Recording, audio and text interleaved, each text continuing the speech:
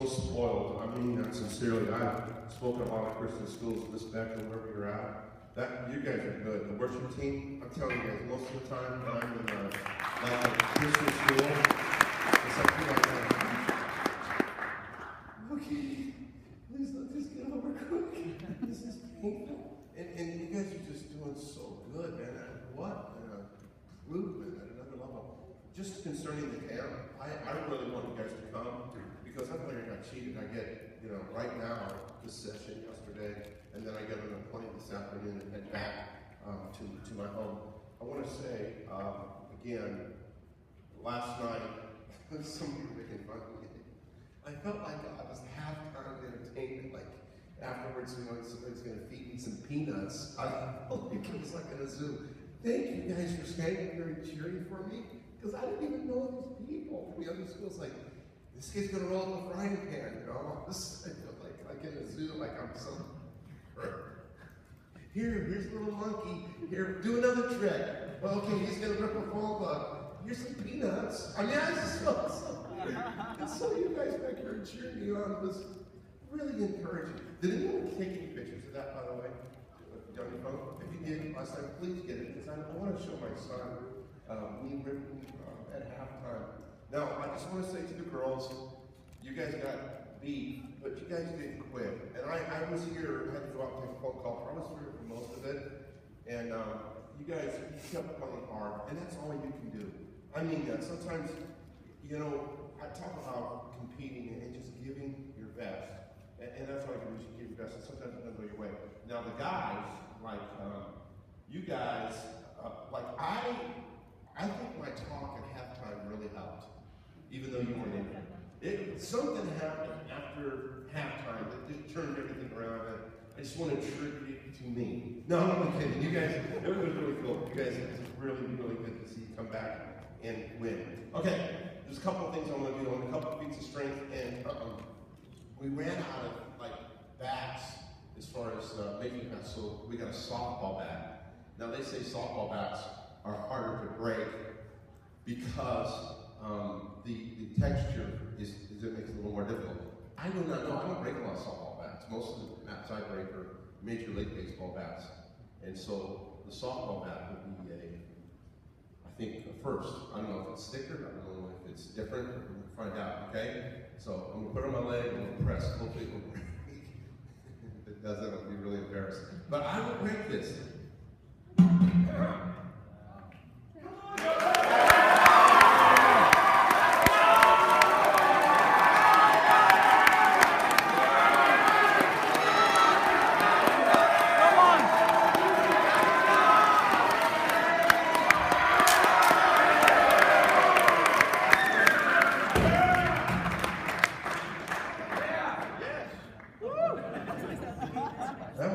Did it blow pretty good? It's like I thought it was blowing. I'm thinking, this is blowing, but it's not breaking.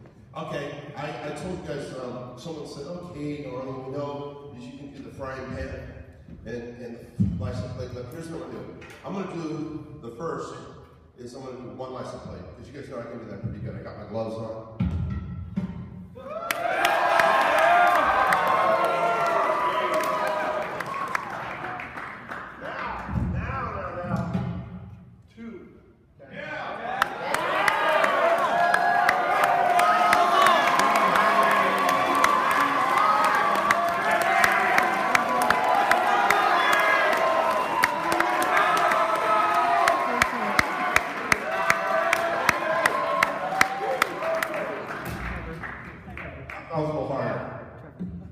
You got to rip through the numbers, and you see this is real. See, people ask me all the time, is it real? Would you take that?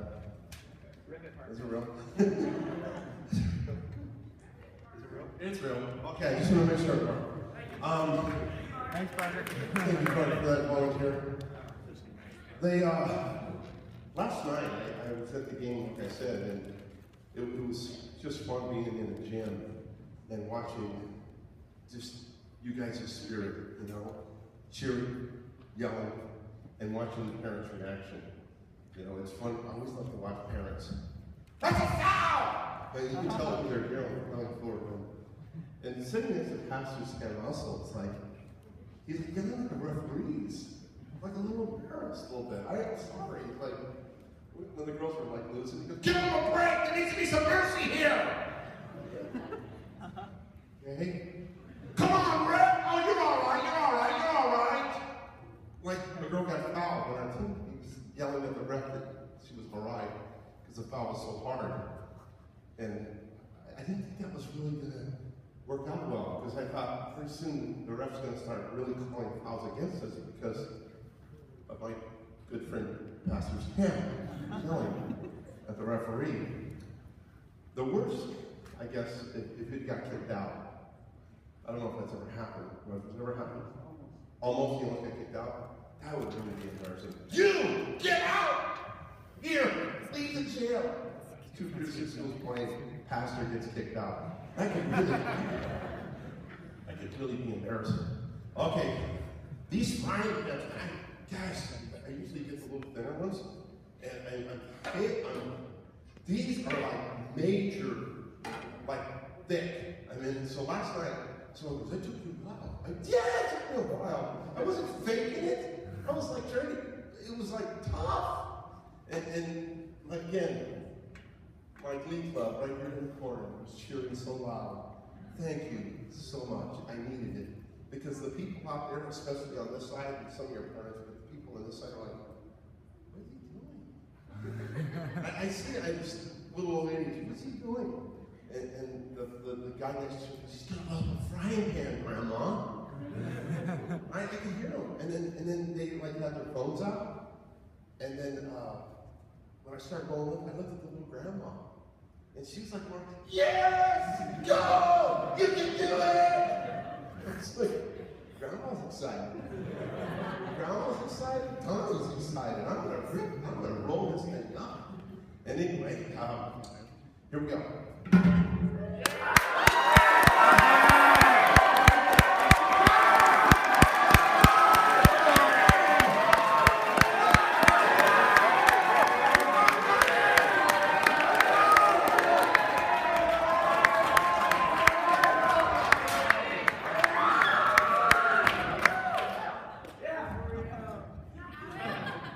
That was better.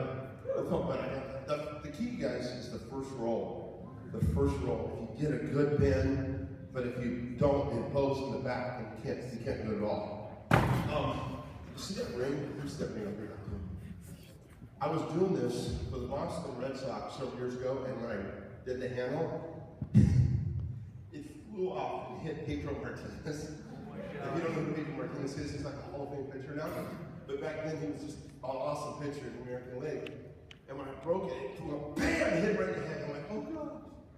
Oh goodness. I'm so glad he's not hurt. And then he comes up afterwards and goes, can I keep this? Yeah, sure. So he like put it in his locker. It was really funny. But the coolest feat that I did that made Sports Illustrated, as a matter of fact, so you guys can Google this later, it was in the top 10 of crazy entries. It made, I think it's number 4 or 5. You can look it up later. And I was doing a motivational talk for the Milwaukee Brewers. They had knuckleball pitcher. His name was Steve Sparks. And so what happened is I did the phone books. And so he tried to rip a phone book after me and dislocated his shoulder. And he got sent to the minors. It was a spring training. He was in the big club. Got sent to the minors from trying to rip a phone book. I don't know if you're there doing a motivational talk and one of the players gets hurt trying to do the feat of strength. He did. Not really good for the resume. So anyway, that article, the story in Sports Illustrated is called Radical Stupidity. Because our team, our reality is called Radical Stupidity. Steve Sparks ended up making it back to the major leagues. And so when he made it back to the major leagues, he was pitching in Boston, Fenway. And he walked out to take him out that night, and they had phone book night. And everybody held up phone books. And so it made it back in his bubble gum card. I mean, it was crazy, guys. And so many players have heard about the phone book incident. And so now Steve Sparks is the announcer in for the Houston Astros. So when they came to Oakland this year,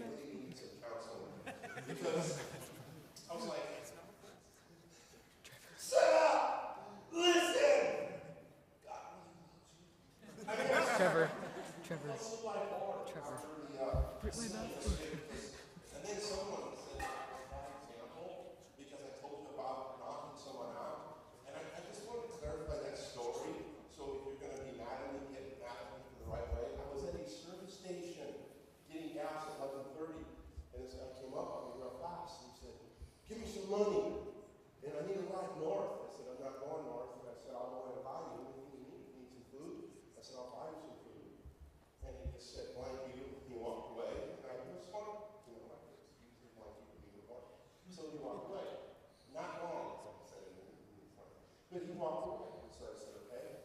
And then an elderly lady pulls in, and she's getting gas, and goes over to her. And I saw her eyes go over the house like big as saucers going, oh boy. And so I walked over and I said, hey, could you leave her alone? She's getting gas. Then he turned to cuss at me again. And he walked over to the other pump, and he did. The lady said, please don't leave. I said, no, I'll stay here. I was finishing up with my gas. I said, I'll stay here. And so I stayed here. She went to finish pumping gas. Well, then this other car pulls in, and a beautiful young lady gets out. And when she gets out, he turns around and starts saying a bunch of, sexual harassment. He lied. It was really horrible. He was saying really sexual things to her. So I went in, and the lady laughed that I was watching, the older lady. And so she laughed, and I went in the store and said, you need to call the police, this guy's agitated. And so I didn't know what was going to happen. So by the time I got out, an elderly man had pulled up, and he was telling this guy to leave this lady alone. And she was shaking. She was just trying to put gas in the car. And I didn't know what he was going to do to her. I didn't know if he was going to try to harm her, rape her, or what. But I started walking over that way. When I started walking that way, I said a prayer. I didn't think this is very religious, but I said, God, if he reaches into his jacket in any shape or form, I'm going to hit him. And so I kept walking over there, and he turned to the Hispanic man, the elderly man, and he said, I'll point you, I'll beat you, and all this stuff. And then the girl's right there pumping her gas, and he's saying things to her really bad, in person. And so he told the old man how to beat him up. And I thought that was really disrespectful to a 77-year-old man. And if he's going to beat someone, he should start with me. And so I'm walking now, I'm close to him, and when he turns around, he looks at me and he says, he told the old man, you want to fight? And he looked at me and said, do you know who I am? And when I looked at him and he said that, he reached into his jacket right here, he reached up like that, and when he did, BAM! And he went this. Boom! And he went to sleep. The cop car pulls in, two cops jump out. The cop says, back up. Now I'm going, minister, I'm going to jail, he's going to knock out. And so I'm just kind of standing there, and I'm scared. I really am, I'm not. But I'm just headlines, head gas station, Reverend Donnie Moore, next man out. All these things were going on. And so the cop asks for my license. I get my license out, and I show him my license, and he reads my license. The other cop's attending to this guy who's asleep, and making sure he's okay. So he gets up and he comes over to me and he goes, why did you hit him? And I just held up my fist. I said, man, you're not going to. And I said, he looks at my license, and he said, you don't know the minister. God bless him. He goes, yeah, they age out here. And so I took my license, put it in, and drove off. Weeks later, I'm in Brady's supermarket in Stockton, California, where I live, and the cop walks up to me. He's off duty.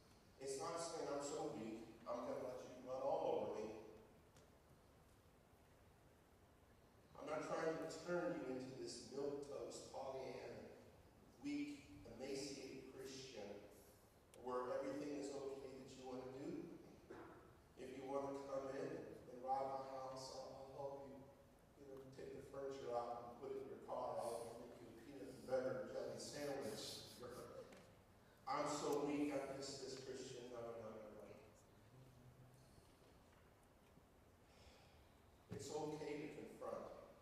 Write this down. For smart people, what? Read. Smart people read. Smart people Listen. Smart people Take notes. You're not able to release what you're unwilling to confront. Say it again. Oh, it's up there. So we get this about. Tweet that out to ladies.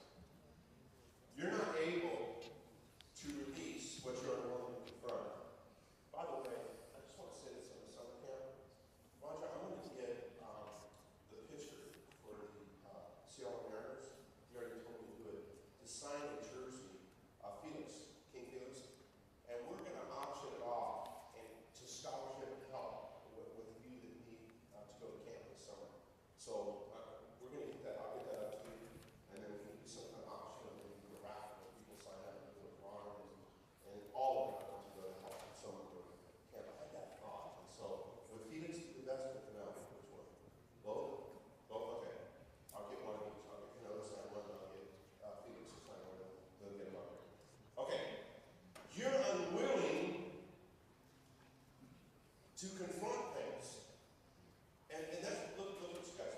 Look at it. You'll never have an impact without a collision. Confrontation always brings manifestation. Anytime there's a confrontation, there's going to be a manifestation. Something's going to happen. And it's important for you to understand this principle. You're not able to release what you're unwilling to confront. One of the quickest ways to end a relationship is to harbor unsaid stuff. Sweep it under the carpet and wonder where the intimacy went. It went with the fact that you need to speak up and say what's on your mind. That's why you got to find your voice. Young ladies, listen to me. If you're in a relationship with a young man and you don't speak up, you can end up causing a lot of pain in your life. Because what happens is so often is that people get in harmful, hurtful relationships and they never find their voice. And they never speak up. If there's somebody that's bullying you in the school, if there's somebody that's causing you harm, somebody that's hurting you. See, when I was growing up, when people were bullied, they got bullied in school, and they went home, and they went in their room, and they made you cry, especially young ladies, and they have to deal with it later. But now there's no place to hide because people go now online, and they continue saying hurtful and harmful things. There's a lot of people that go through painful things, and they never speak up. Especially women in relationships, in marriages. Women will be married to a man that's an abuser. And I'm going to say this right now. Any woman that lets a man beat her has a horrible self-portrait of who she is. Any woman that is in any relationship where it's verbal, physical, and she sweeps it under the carpet and does nothing. Intimacy leads. In any relationship, in any business field, in any school, in any corporate office, any place where people sweep things under the carpet and don't deal with them, intimacy leads. Intimacy leads. You guys, one of the things I had to come to grips with in my own life, especially as a communicator, I don't consider myself a great speaker. I don't look at myself as a great preacher. I'm a communicator. Whether I'm speaking to third graders, professional athletes, or I'm speaking to public school assembly here with you, I want to read the audience and I want to communicate. I don't try to communicate here. I want to reach here. Because this generation, listen to me, this generation of young people, they are the most advanced. You guys, there's nobody that comes near you in communication ever. There's nobody. But yet at the same time, it's a generation of young people that they don't want to connect. They're not communicating. They don't know how to connect. And because we build these barriers up and these walls up, and we have, especially with God and Facebook, you guys listen to me. You can write this up. Never have lives been less lived and more chronicled. We'll say that. Never have lives been less lived and more chronicled.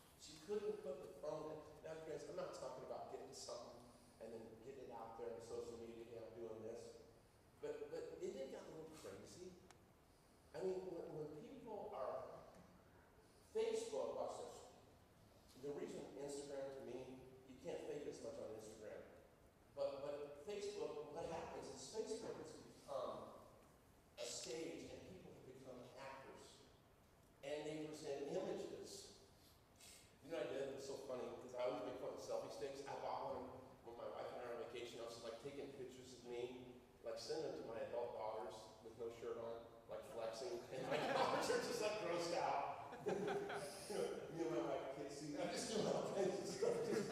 My daughter's like, Dad, this is disgusting. But I did the whole selfie thing because I was thinking, my dad oh, but so once in a while it's kind of cool. Doing it well. I was like, getting into myself. Look at this. Look at me. Kind of cool. Wow, look at this. And realize it's so self-absorbing.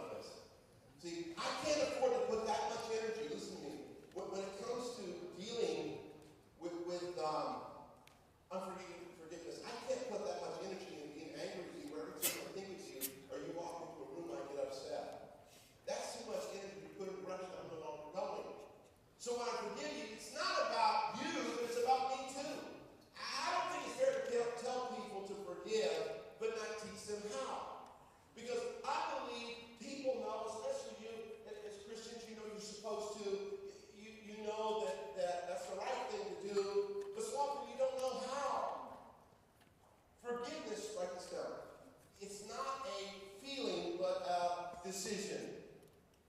Forgiveness. It's not a feeling, but it's a decision. I had one coach in college, you guys, that was, he was, oh my gosh, he was beyond cruel. He was one of those guys that, he came from the coaching school where he wanted to break you. He wanted to destroy you and try to break not just your spirit, your will, and he thought, he's going to build it back up. I'm thinking, we're not training for special forces here. We're just playing football college. But anyway, he just was mean.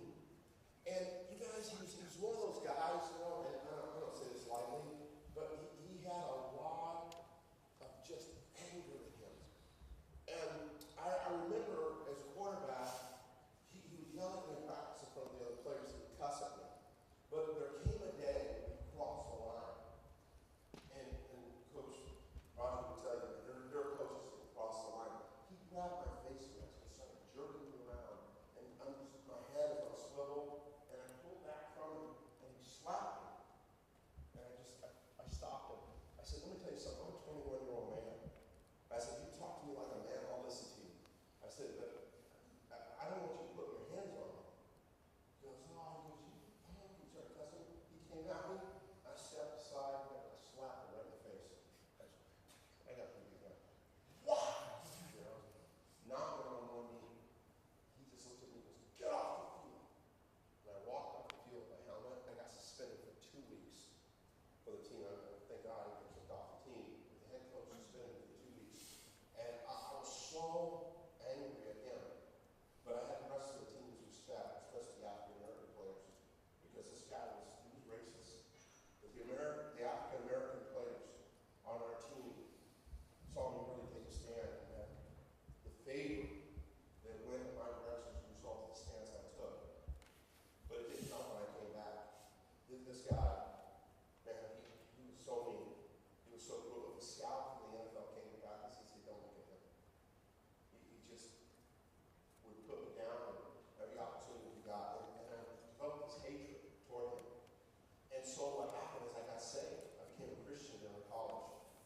I was caught in blood up in a dorm room, not getting to the length of my testimony. I overdosed on steroids, and I picked the Bible up that I never read, and I gave it when I was 11 years old.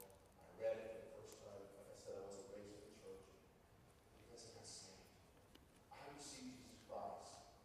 November the 11th, 1980, in a dorm room at the University of Pacific, Farley Dormitory. Man, my house address was 0. I was on Dead End Street. I was messed up, tore up, blown up. I was lost. But there I became a believer and met Jesus, and Jesus healed me.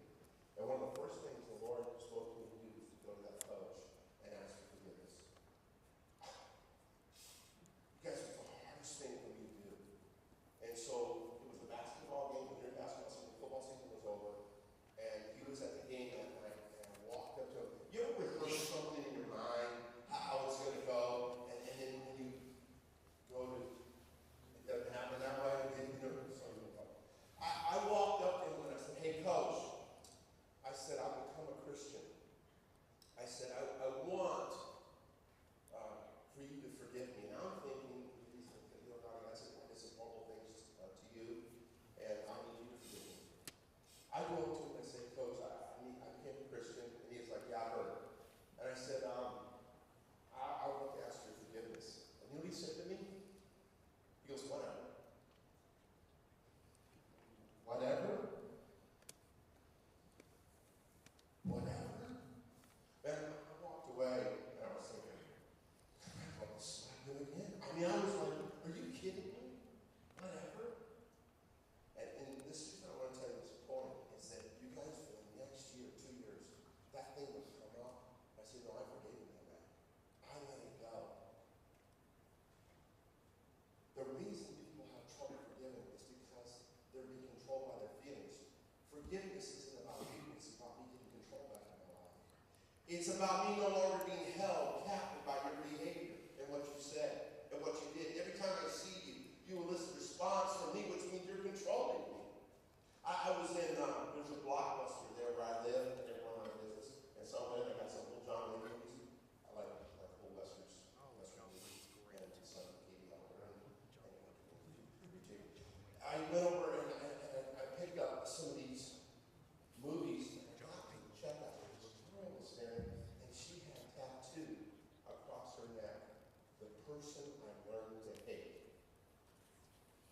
person I learned to hate. It's like tattoos right there. She's probably maybe 20 years old.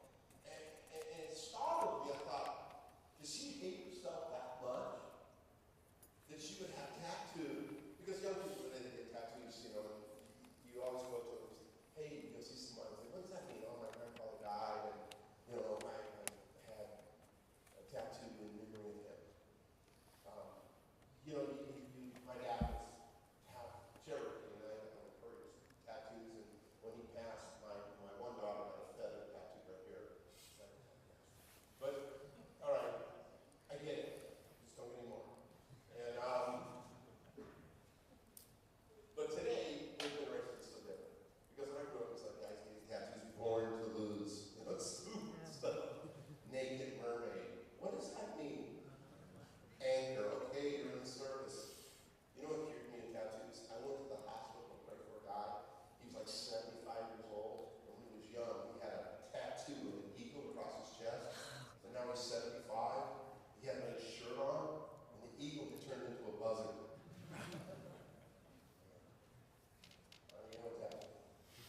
Some of those friends of yours with sleeves, when they get about 40 or 50, the sleeve's going to be around their ankle or their wrist. But I asked her, I said, why did you get that tattoo? Why did you pull it? Tell me about that. The person I learned to hate. She goes, well, she said, you know, I was in a bad relationship. This guy hurt me. She said, so I had that tattoo. I said, can I say something to you, Mom? I don't want to say nothing. I said, can I say something to you, Mom? Still 20-year-old girl. I said, why would you give him that kind of power over you? Where every time you get up in the morning and you look in the mirror, you are reminded of the pain that guy caused you. See, it's about me getting control back in my life. When I see you, you no longer affect my mood. I can't let you control me any longer. See, we have trouble forgiving because we exalt our emotions above our decisions. We don't think we've forgiven, and so our emotions are let go. And that means your emotions are running you. So make a decision. I'm going to be free from this unforgiveness so I can resist the temptation to be controlled by how I feel. So when you first forgive, you won't feel like you're forgiven. Because your feelings are operating like they're in control. As long as they control you, you'll never be free. See, your focus decides your feelings. Your focus decides your feelings. Why do you think they spend $4 billion for a commercial during the Super Bowl that's going to last 30 seconds? And you ever notice the commercial is not about beer? It's about horse, puppy dog. Why?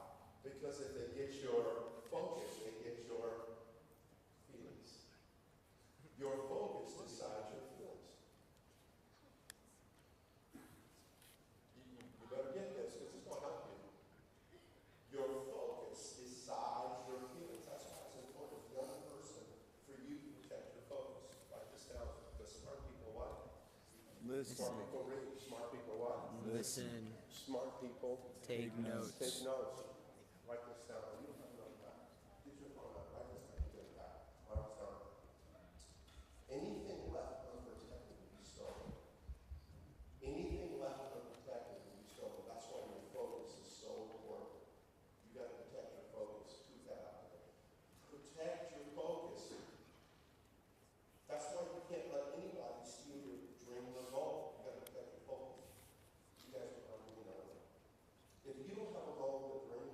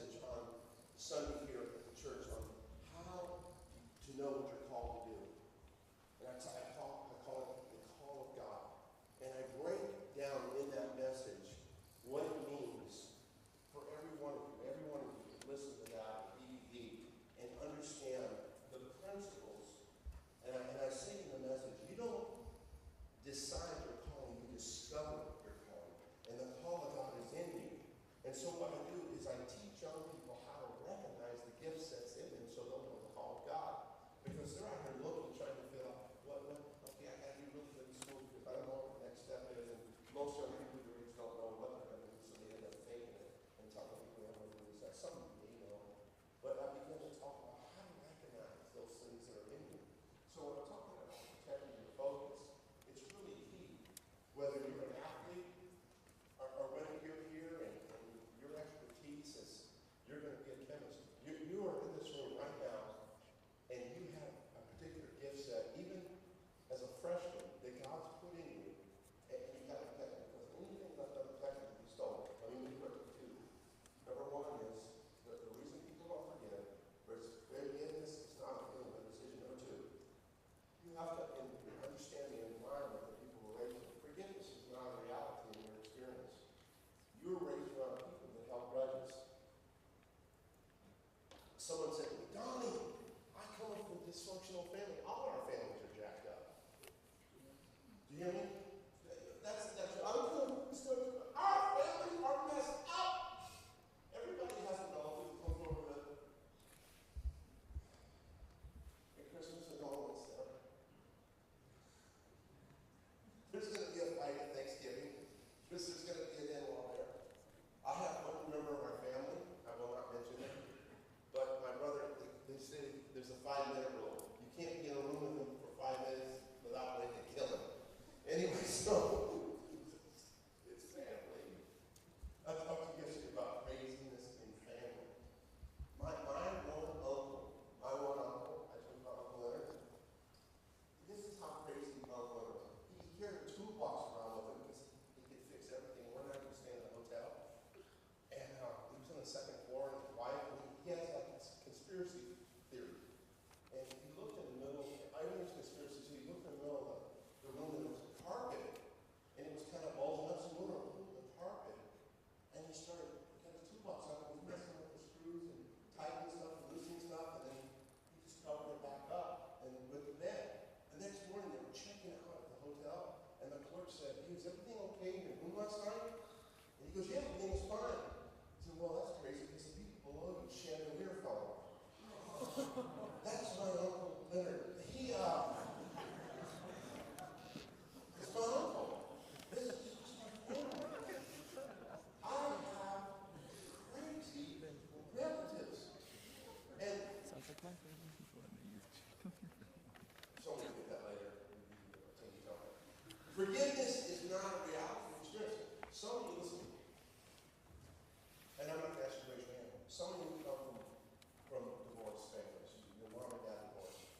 So sometimes when you're with your dad, he's dogging your mother. You're with your mother, and your mother is saying things about your dad. You go to your aunt's house. Your aunt is running down your dad. You go to grandma, and grandma is telling you negative things about your family. You see what I'm saying? Some of you were raised in environments where grudges, and you heard grandparents say things like, I'm going to take this to my grave. I can never forget them. See, it's hard to forgive when you've never seen it modeled. And I think, you guys, here's what bothers me about my camps in the summer, is we start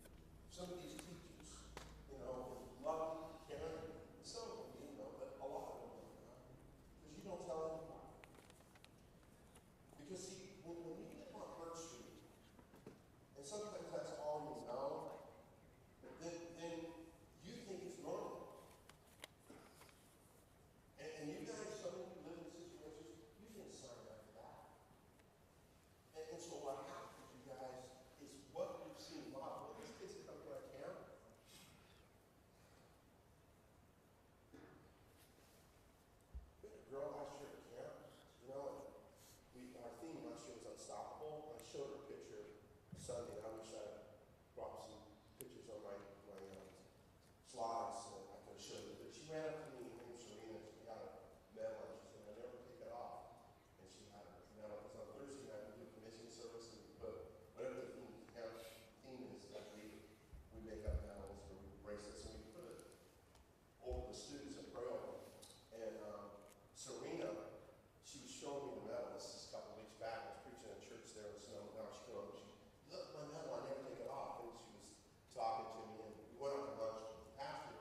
And the pastor said to me, "Do you know her story?" I said, "No." He said, "She lives in a camp next to a meth lab, and a friend from church invited her that went to school at the camp. She would use the bathroom in the woods because she could not go in the meth lab if the men in there would rape her. Her mom lived in that meth lab. And Serena's at our camp. Now let me tell you something. You stand up, a girl that's been through that, and say, "By the way, you just need to forgive." Man, we have no understanding. So to stand up before young people today and say, "By the way, you're a Christian, you need to forgive." They don't know the depth, the pain, and what you've been through and have lived through to bring you to that point. So forgiveness is a process. As I'm speaking to you right now, I'm not going to bring this to a close. You got to understand that forgiveness, it's a decision. It doesn't have to do with your emotions. It's not a feeling. It's a decision. And number two is sometimes you've got to come to a point where you recognize that some folks were raised in situations and brought up where they've never seen a model. They don't know what forgiveness looks like. They just don't know